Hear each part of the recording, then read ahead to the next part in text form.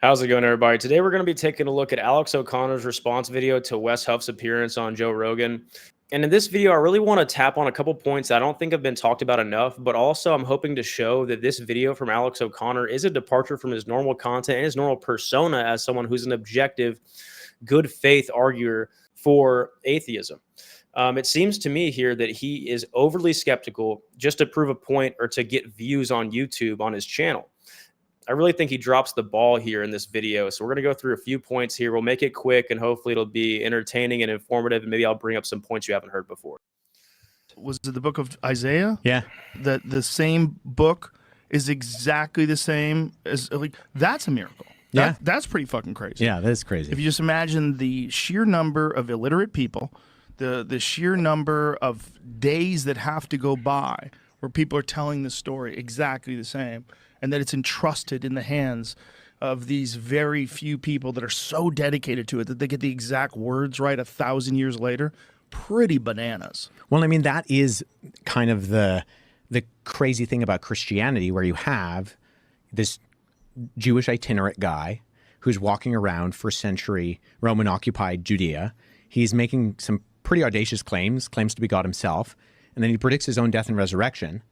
And then his disciples they think it's over. Like, they're like, he's dead, we're done.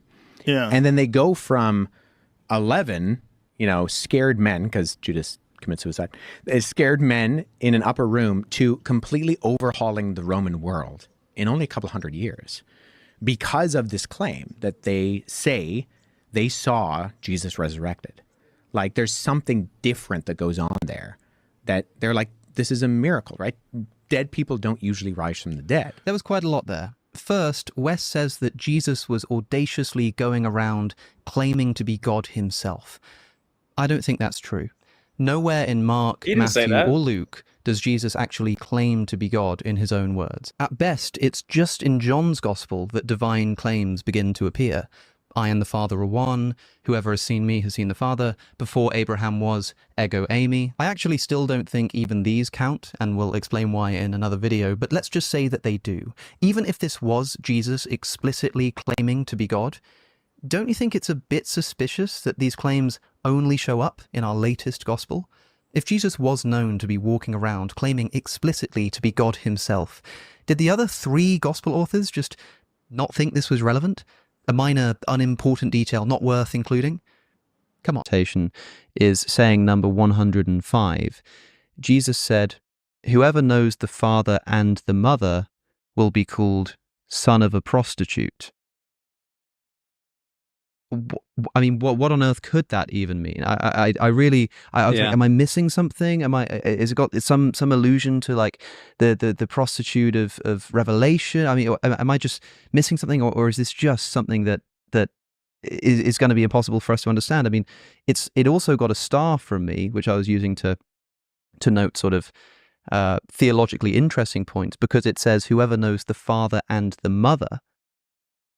The father and the mother. That's a strange thing for Jesus to say. But then the fact that he says will be called a son of a prostitute also merited a question mark or two. So real quick. So he's smuggling in the word explicit here. There was no mention by Wes of Jesus explicitly claiming to be God. He affirmed statements that asked him if he was God. He also had the famous I am statements, which were declarations of divinity. But again, one of the big points of Jesus' ministry was that he couldn't come out as God. If he said that explicitly, then he would be executed far before he could provide a lot of evidence for people to see about and spread amongst themselves. And so if he went around at the beginning of Matthew and was like, "I'm God, guys. That's me. I'm God. I'm God."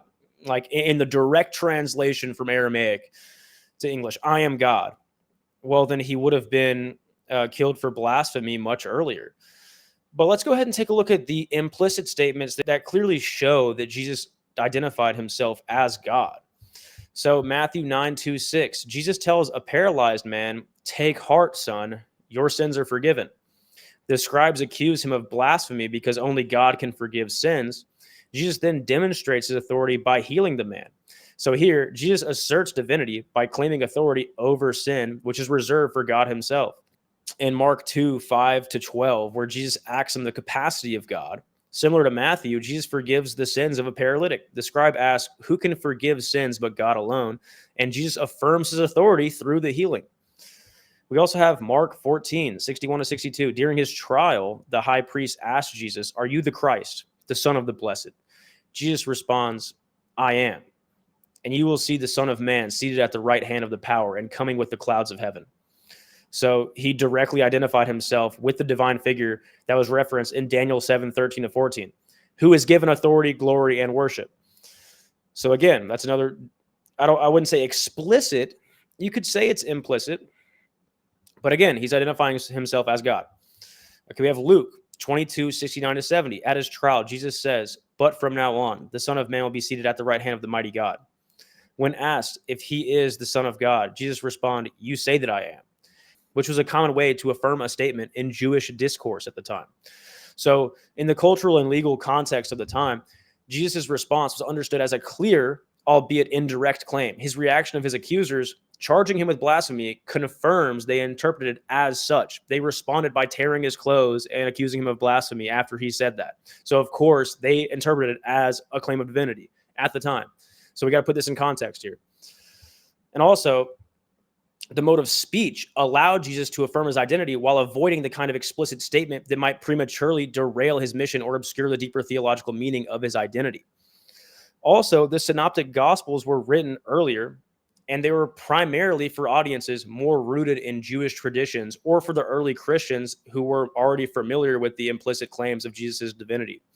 The writers might have assumed that the readers would understand Jesus' divine nature through his actions, like forgiving sins, calming storms, and fulfilling prophecy, for example, rather than needing explicit statements. John's gospel was written later, and it was likely aimed at an audience already wrestling with theological questions about Jesus' divine nature. So there's specific reasons for each gospel to mention certain things about Jesus and other things that they didn't mention. That's why there's 4 different gospels and not just one. So let's go ahead and move on to the next point here about from Mormonism. 11 scared disciples to overhauling the Roman world. On this, the sociologist Rodney Stark estimates that in its first 300 years, Christianity grew at a rate of 40% per decade, from a small group in the 1st century to 3 million in the 4th century. That sounds pretty impressive, until you learn that this is the same growth rate experienced by Mormonism since its foundation in the 19th century. So his point about Mormonism is null and void. I mean, again, it takes it out of context completely, where Christianity grew regardless of the stifling persecution of Roman emperors, throwing them to lions, beheadings, and being lit on fire. And that's probably why he only spent about 30 seconds on this point in his video. The most numerous and detailed post-resurrection appearances of Jesus are in the 4th Gospel, the Gospel of John. Scholarly consensus states this to somewhere between 90 and 100 AD. Wes Huff suggests an earlier dating based on an ancient fragment of the Gospel of John called P52. Here's what he says. Guys who date manuscripts, and they all say this is the beginning of the 2nd century. And so there's still debate about the dating of this, but the unanimous consensus is that it's comfortably second century, potentially the beginning of the 2nd century, which means that this is found in Egypt. John is probably writing his gospel in Ephesus, so it has to be written by John, spread around, find its way to Egypt, be copied, and then end up in this manuscript. Wow. Which means that at minimum, you've already pushed the Gospel of John back into the 1st century comfortably, and potentially even, like, most likely into the lifetime of the eyewitnesses of these events. And so all of the literature up until that point from the scholarly consensus about the dating of the Gospel of John gets totally rewritten. Wow. He correctly points out that there is dispute in the dating here. But notice that while Wes places P52 in the 2nd century, it's comfortably 2nd century. He pushes John's Gospel itself at minimum and comfortably back into the 1st century. Which means that at minimum, you've already pushed the Gospel of John back into the 1st century comfortably. Why?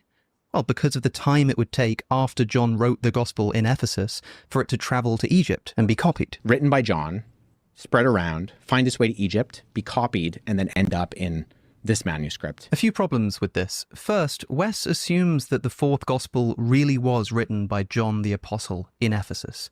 This is, to say the least, heavily contested by New Testament scholars, but even so, Egypt just isn't all that far away from Ephesus. reachable in a few weeks for an ancient traveler, maybe a bit longer. So P52 is generally dated to about 100 to 150 CE, but the majority of scholars do place John around 90 to 100 CE, which is during the lifetime of the eyewitnesses to Jesus' ministry. And I think Alex made the point about the eyewitnesses would be dead by then, but just to apply the same level of skepticism towards Alex's claims that he is towards Wes, life expectancy was around 30 to 40 years during that time, but it was heavily influenced by high infant mortality. So those who live past childhood often lived to their 40s, 50s, or even older. So again, that wouldn't be a problem for a lot of them. And again, in Corinthians, it said that some of them were asleep. So some of them had died since then. But again, the consensus on how the manuscript arrived in Egypt was through other means than John traveling directly to Egypt. So I don't know if Alex actually believes that Wes thinks that John just went to Egypt and it took him 25 years to get there, or if, I don't know what he thinks Wes thinks here, because that's obviously not what Wes believes. The church father Irenaeus, for example, suggested that John remained in Ephesus until his death in the late 1st century. And it's highly unlikely that John himself traveled directly to Egypt after writing the Gospel of John, or that he personally carried the original manuscript to Egypt. Instead, the fragment P52 likely made its way to Egypt through natural processes of textual dissemination and missionary activity in the early church. There's actually no evidence that John traveled to Egypt. Rather, he was directly involved in the copying and the distribution networks of the early church, with his focus being centered in Asia Minor and its surrounding churches. So it seems that Alex is being a little bit disingenuous here to say that John would have traveled directly to Egypt after writing the text in 3 weeks, meaning the dating is wrong here. That's actually the most unlikely event for P52 to reach Egypt, given the historical context of John's ministry in Ephesus. And the last point I want to respond to here is Alex talking about Paul and the 500 Wes goes on to talk about Paul. Whenever the Gospels were written, and by whomever, we know that Paul is the earliest source of the New Testament, dating squarely from the middle of the 1st century. And we think that he actually did write at least 7 of the letters attributed to him. And so it's to him that we now turn. So how do you fact check someone coming back from the dead? Well, how many people saw his body, right? Well, Paul says that 400 people saw him all at once. 400 people saw the crucifixion? No, saw the resurrected Jesus. Yeah, 1 Corinthians 15, Paul says that Jesus appeared to the disciples, and then he appeared to 400 people all at once. Wes gets this slightly wrong, as Paul actually says that Jesus appeared to 500, not 400 people at one time.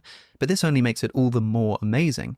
500 people witnessing the physically resurrected Jesus would be an amazing proof of his resurrection. Unfortunately, 1 Corinthians chapter 15 is the only mention we have of this event anywhere. It's not in the Gospels, nor in Acts, nor in any other historical source. So, what do we learn about this event from 1 Corinthians? Nothing. Nothing at all. Paul does write that, quote, he appeared to more than 500 brothers at one time, but that's it. We're not told who these people are, or why they were gathered, or when this occurred, or how Paul learned about it, or how he knows the number of people involved. Paul himself wasn't there. Is this just something that he heard about? From whom? When? We're not told anything about this extraordinary event. And also, even if Jesus did appear to 500 people, how many of them actually believed what they saw? So Alex makes his bias pretty clear here, because he asks where Paul heard about the appearance of the 500 when Paul explicitly states in 1 Corinthians 15, 3-8, that he is passing on a tradition that he received. Quote, for I delivered to you as of first importance what I also received. This suggests that Paul is drawing from the early oral tradition of the church, which preserved accounts of Jesus' resurrection appearances. The tradition likely included well-known accounts among the early Christian community, passed on by apostles, disciples, and witnesses. And after his conversion, Paul spent time with key leaders of the early church. In Galatians 1, 18-19, Paul visited Peter and James, the brother of Jesus, during a 15-day visit to Jerusalem. It's plausible that Paul learned about the post-resurrection appearances during the visit or in similar interactions. These leaders who had firsthand knowledge of Jesus' resurrection may have shared the details of the appearances with Paul. He emphasizes that many of the witnesses were still alive at the time of his writing, implying that you could verify the event if you were reading during the time. But that's all we're going to respond to today. And again, I think the point here is that clearly there were some, semantical errors that Wes made. It's a long conversation, off the cuff, no script. But I think the bigger revelation here is how Alex is clearly not being objective with the information he's providing. When you can go into context Like when he assumes that Wes believed that John would have went directly to Egypt after writing P52. Or when he asks who told Paul, when there was an early oral tradition of the church that was well known about. And that's part of how the Bible was preserved before it was written in the first place. And when we look at the Dead Sea Scrolls, it goes back and verifies how well that oral tradition held up. So we know the oral tradition is a good way of preserving texts. Comparing Mormonism to Christianity as a way to discredit Christianity is completely disingenuous when you take out the context. 19th century America versus first century Middle East is not the same ballpark. Again, when Christians were pointed out and completely persecuted, Nero burned down Jerusalem and blamed it on the Christians. Like, there was a lot of points here that I think he knew he was being disingenuous when he brought these forward. And so I think it's important to call that out. But thanks for checking this out, guys. If you enjoyed this, drop a comment, a like, subscribe, and check back later with some more videos on religious content.